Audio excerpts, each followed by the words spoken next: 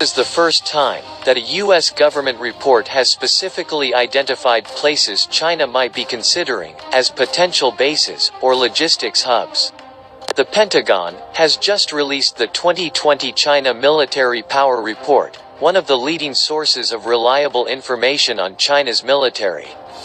This year's version marks the 20th anniversary of the report, and provides a unique perspective on how China's military has changed over the first 2 decades of the 21st century. Here are some key changes in the report. First, overseas operations. This year's report states that China's military is not intended to be merely a showpiece of China's modernity, or to keep it focused solely on regional threats.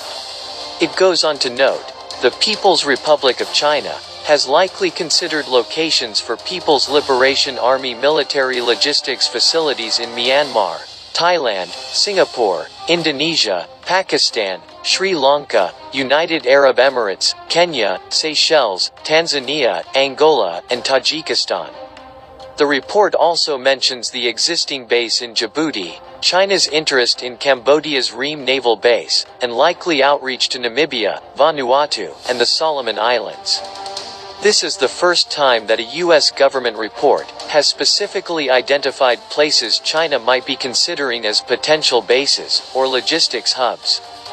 Second, missile developments. In 2000, the first China Military Power Report assessed that the PLA lacked the capabilities, organization, and readiness for modern warfare. Now the report notes, China has marshaled the resources, technology, and political will over the past 2 decades to strengthen and modernize the PLA in nearly every respect. Indeed, as this report shows, China is already ahead of the United States in certain areas. One of these is conventionally armed ballistic missiles. This year's report shows a big increase in China's intermediate-range ballistic missiles, with launchers going from 80 last year to 200 this year, a key capability that China just tested in the South China Sea. Multiple senior defense officials have recently said that China intends to double its nuclear force in the next decade.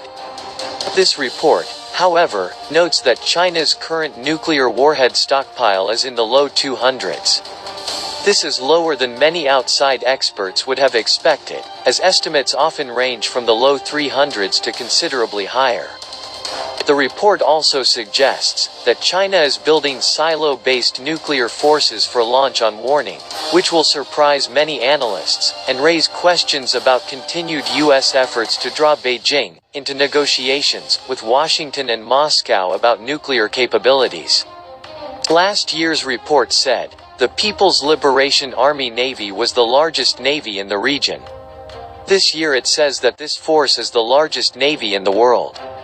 The document explicitly notes that China's navy has 350 ships, compared to only 293 for the U.S. Navy.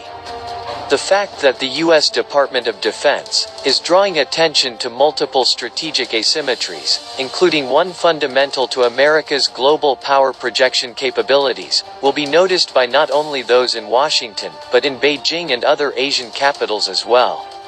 Assistant Secretary of State David Stilwell recently decreased some of the ambiguity surrounding U.S. policy on Taiwan by releasing previously classified documents on the 6 assurances provided to Taiwan in 1982.